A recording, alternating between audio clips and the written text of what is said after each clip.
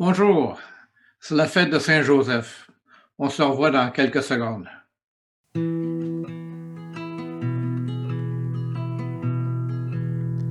Je vous salue, Saint Joseph, protecteur du grand mystère. Saint Joseph, protégez-nous, priez pour nous. Je vous salue, Saint Joseph, vrai gardien de la lumière. Saint Joseph, protégez-nous, priez pour nous.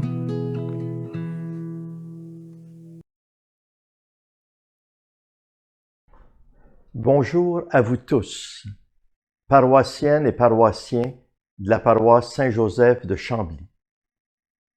À chaque année, au milieu de notre préparation pascale, l'Église nous propose comme modèle la grande figure de Saint Joseph. Saint Joseph qui a dit oui au projet de Dieu et qui s'est rendu disponible pour accueillir sa volonté. En regardant sa vie, nous pouvons admirer sa simplicité et la profondeur de sa foi. Nous pouvons vénérer sa droiture, son humilité et son courage. Cette année, à l'occasion du 150e anniversaire de la déclaration de Saint Joseph comme patron de l'Église universelle, le pape François a demandé que cette année soit dédiée à Saint Joseph et à la famille. Au diocèse de Saint-Jean-Longueuil, nous allons profiter de cette année de grâce pour proposer à nos diocésains des temps de réflexion, de ressourcement et de célébration en lien avec Saint Joseph. Bien sûr, l'un des événements importants de cette année sera célébré dans votre paroisse, la paroisse Saint-Joseph de Chambly. Dans les prochains jours, des responsables diocésains vont communiquer avec votre curé Christian et avec les membres de l'équipe de pastorale pour voir quels sont les possibles. Qu'à l'exemple de Saint Joseph, nous puissions répondre de tout notre cœur aux appels de Dieu dans toutes les circonstances de notre vie. Que cette année, dédiée à Saint Joseph, nous permette de bien saisir l'héritage de fidélité, d'amour et de foi qu'il nous transmet, ainsi que l'héritage de simplicité, de générosité et de service qu'il nous laisse. Je demande au Seigneur, par l'intercession de Saint Joseph, de veiller sur vous tous. Le 8 décembre 2020, fête de l'Immaculée Conception, notre pape François institua l'année dans laquelle nous sommes, l'année de Saint Joseph. Ça marquait aussi le 150e anniversaire de la proclamation de Saint Joseph comme patron de l'Église universelle. Et à partir de l'ancien Israël jusqu'à la nouvelle Église, Jésus est donc le patron de toute cette Église qui va peu à peu apparaître à la prédication de Jésus et après sa résurrection. Jésus apparaît que dans une quarantaine de versets, soit la moitié de 1% du Nouveau Testament. La première définition de Joseph que l'on retrouve dans l'Évangile de Saint Matthieu se rapporte à lui comme étant un homme juste. Les récits inspirés ne nous précisent ni le lieu, ni la date de sa naissance. Il n'a laissé aucun écrit. L'Évangile ne cite aucune parole de lui. Elle ne fait mention que de ses actes. Il était un homme contemplatif, actif. Les Écritures, qui constituent notre seule source d'information directe concernant Joseph, nous invitent à l'écoute de son silence. Puisque Joseph ne dit rien, ou plutôt, puisque les Évangiles ne nous rapportent de lui aucune parole, c'est donc à l'écoute de son silence que nous sommes invités. Joseph est en quelque sorte un nouveau Moïse. L'ange du Seigneur parle à Joseph. Il l'envoie en Égypte, il le ramène de l'Égypte. Cela se fait de la part de l'ange avec des paroles qui ont été prononcées à l'adresse de Moïse dans le livre de l'Exode. Moïse est vraiment celui qui va faire sortir d'Égypte. Et tout comme Moïse ne verra pas la terre promise, Joseph ne verra pas la résurrection de Jésus. Joseph ne proféra aucune parole lors de son annonciation. Il fit simplement ce que l'ange du Seigneur lui avait prescrit. D'abord avec la Sainte Famille, en s'occupant de Marie, Jésus, en allant et en venant entre l'Égypte et l'Israël, en ayant cette obéissance vis-à-vis de ce que Dieu lui demande par son ange. Joseph, dans les moments difficiles de sa vie et son attitude devant les paroles du messager céleste, est toujours d'une obéissance confiante. Prendre Marie comme épouse face à l'inexplicable grossesse de celle-ci. Après la naissance de Jésus, l'ange revient l'avertir de la persécution d'Hérode et lui demande de fuir avec sa famille en Égypte. De nouveau, sur le conseil de l'ange, il retourne au pays d'Israël. Il prend avec lui son épouse et son fils et il se réfugie en Galilée, à Nazareth. Joseph vit dans un monde difficile, une situation complexe, une situation politique compliquée avec l'époque, avec Rome, Israël, le royaume de David, etc. Et il ne veut pas répudier Marie publiquement. Il pense même à se séparer d'elle en secret. Mais dans cette situation compréhensible, devant cette souffrance, l'amour de Dieu parvient à le soulager. Un ange vient lui parler et lui inspire le choix le plus juste, qui est toujours celui de ne pas avoir peur. Ne crains pas de prendre Marie pour femme chez toi. Cela se fait pendant que Joseph est endormi. Au début de l'Ancien Testament, il y a la première scène de la Genèse. Adam est endormi et Dieu lui amène une femme. Et dans Matthieu, il est écrit que l'homme laisse son père et sa mère pour s'attacher à sa femme. À son réveil, Jésus fit ce que l'ange du Seigneur lui prescrit. Il prit chez lui son épouse. Joseph et Marie sont unis par l'Esprit de Dieu pour cette rencontre et ce projet commun qui est d'accueillir le Fils de Dieu. Alors je crois que Joseph et Marie ne font qu'un seul couple. Joseph est l'authentique époux de Marie. Dieu lui-même les unit en interpellant de la sorte le descendant de David par son ange. Ne crains pas de prendre chez toi Marie, ton épouse. Paul VI déclara dans son allocution aux équipes Notre-Dame le 4 mai 1970 que l'amour de Joseph et de Marie est le sommet d'où la sainteté se répand sur la terre. Le couple d'Adam et Ève fut le chef-d'œuvre de la première création. Celui de Joseph et Marie le fut de la nouvelle création.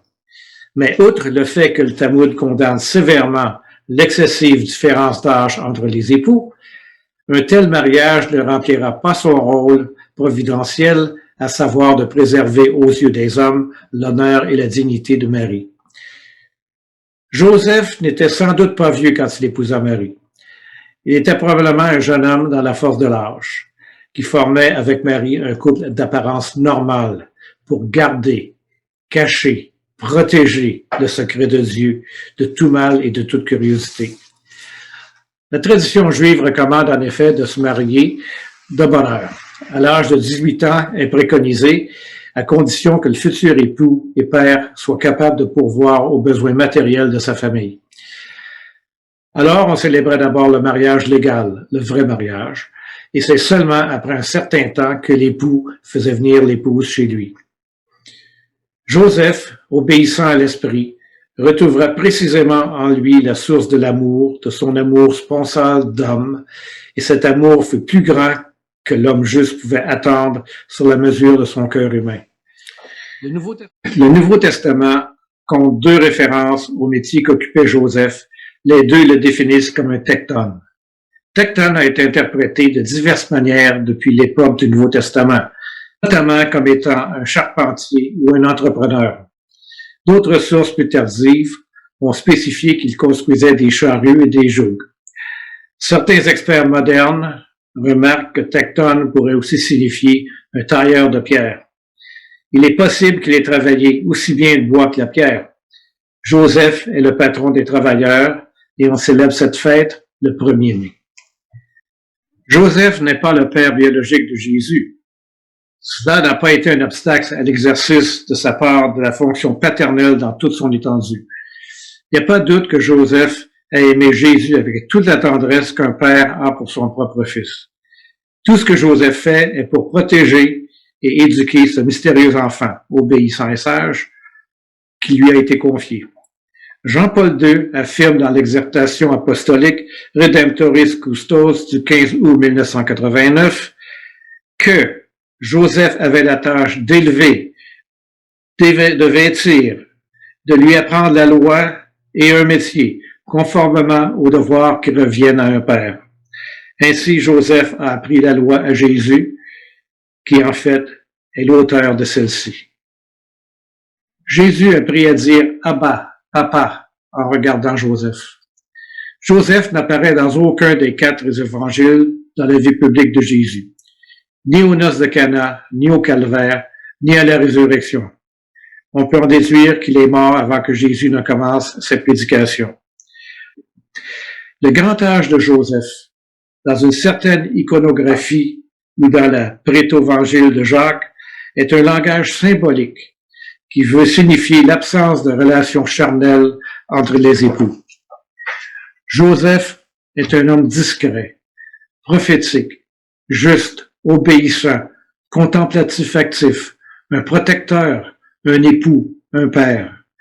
Joseph est notre patron. Je vous salue, Joseph, vous que la grâce divine a comblé. Le Sauveur a reposé entre vos bras et grandi sous vos yeux. Vous êtes béni entre tous les hommes et Jésus, l'enfant divin de votre virginale épouse, est béni. Saint Joseph, donnez pour Père au Fils de Dieu, priez pour nous dans nos soucis de famille, de santé, de travail, jusqu'à nos derniers jours, et daignez nous secourir à l'heure de notre mort. Amen.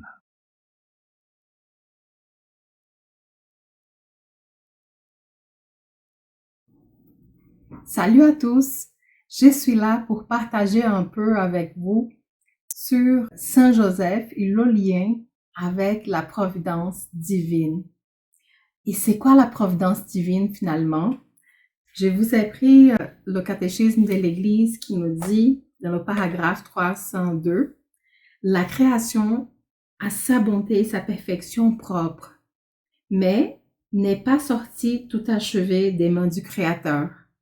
Elle est créée dans un état de cheminement vers une perfection ultime encore à atteindre à laquelle Dieu l'a destinée.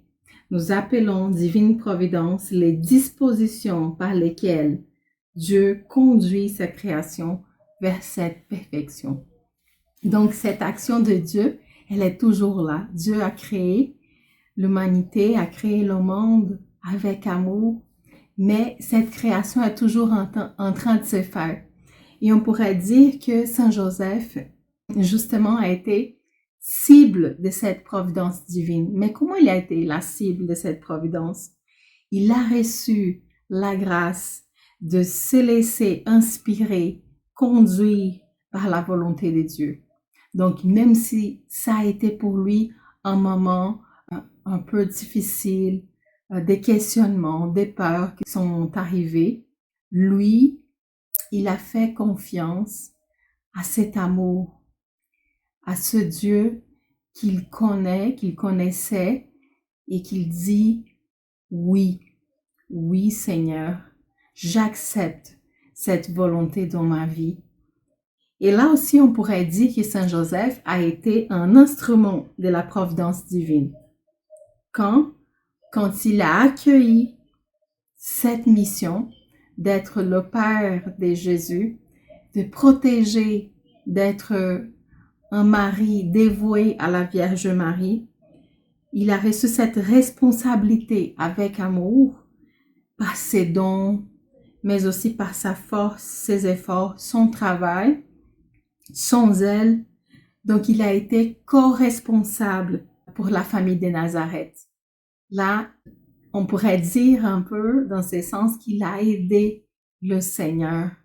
Il a participé d'une façon active au projet de Dieu pour toute l'humanité. Donc, demandons la grâce, nous tous, nous aussi, d'être docile, fidèle comme Saint Joseph, lui qui est modèle d'un homme de confiance, même s'il y a des défis, même s'il y a des épreuves, on ne peut pas oublier la face, le visage d'amour de Dieu, qui est toujours bon. Donc, Saint Joseph donne ce témoignage des généreuses collaborations dans le projet du salut de toute l'humanité. Donc, demandons justement l'intercession de Saint Joseph pour que nous aussi, nous soyons des cibles, mais en même temps, des instruments de la providence divine dans la vie de nos frères et sœurs, de nos familles, de nos prochains. Parce que c'est cet héritage que Saint Joseph nous a laissé et c'est une invitation, une mission à toujours accomplir encore aujourd'hui. Donc, bonne fête de Saint Joseph. Saint Joseph, priez pour nous.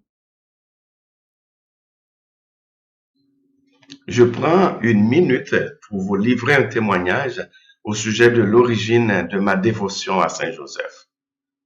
C'est simple. Mon enfance et celle de milliers d'enfants a été marquée par ce merveilleux saint à travers l'école Saint-Joseph des Frères de l'Instruction chrétienne à Cap-Haïtien en Haïti, et ce depuis 1878. Beaucoup d'écoles, d'ailleurs, dans ce pays, choisissent Saint-Joseph comme leur patron. Moi, il a besoin de vous dire que plusieurs Québécois, membres de ce groupe religieux en mission, ont été mes illustres professeurs. Et comment ils nous instruisaient par la musique et le chant à Saint-Joseph. Aujourd'hui, me retrouvant au milieu de vous à Chambly, je suis reconnaissant et de découvrir cette belle paroisse. Je me retrouve au milieu de vous quand nous vénérons Saint Joseph, ouvrier, patron des travailleurs, noble époux de Marie, serviteur fidèle. Comme on chantait jadis dans mon enfance, durant mon enfance, Saint Joseph, veille sur tes enfants. Veille, veille sur tes enfants. Gloire soit au Père, et au Fils, et au Saint-Esprit. Et nous terminons ce reportage sur notre patron Saint Joseph en remerciant sincèrement Monseigneur Claude Hamelin, notre évêque au diocèse Saint-Jean-Longueuil. Aussi, je voudrais remercier Isabelle Oliveira, agente pastorale, et le Père Jean-Robert Michel, notre prêtre collaborateur. Je vous rappelle que le 19 mars, il y aura la messe de Saint-Joseph célébrée à la paroisse Saint-Joseph de Chambly. Le célébrant sera notre curé Christian Vermette. De plus, consultez la page Facebook régulièrement. Vous y trouverez toutes sortes de nouvelles et de vidéos concernant Saint-Joseph et les autres activités. En plus, abonnez-vous et pourquoi pas à l'infolette de la paroisse. Elle sort à toutes les semaines et il y a toutes les informations à date et des bons textes de réflexion.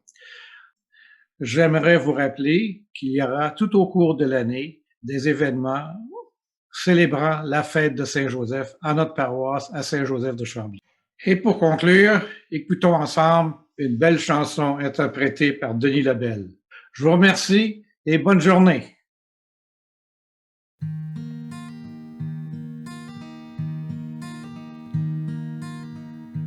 Saint Joseph, écoute ma prière, guide-moi vers lui comme un enfant. Saint Joseph, obtiens-moi sa lumière pour rester en lui toujours présent. Bienheureux, l'humble époux de Marie, protecteur et père nourricier, accueillant chastement dans sa vie un projet, son projet. Saint Joseph, écoute ma prière, guide-moi vers lui comme un enfant. Saint Joseph, obtiens-moi sa lumière pour rester en lui toujours présent. Bienheureux qui peut permettre à l'autre de grandir, de naître et devenir le témoin silencieux et l'apôtre d'un désir, son désir. Saint Joseph, écoute ma prière, guide-moi vers lui comme un enfant. Saint Joseph, obtiens-moi sa lumière pour rester en lui toujours présent. Bienheureux serviteur d'un mystère recensé au livre des vivants, pour rester simple dépositaire de l'enfant, son enfant. Saint Joseph, écoute ma prière, guide-moi vers lui comme un enfant.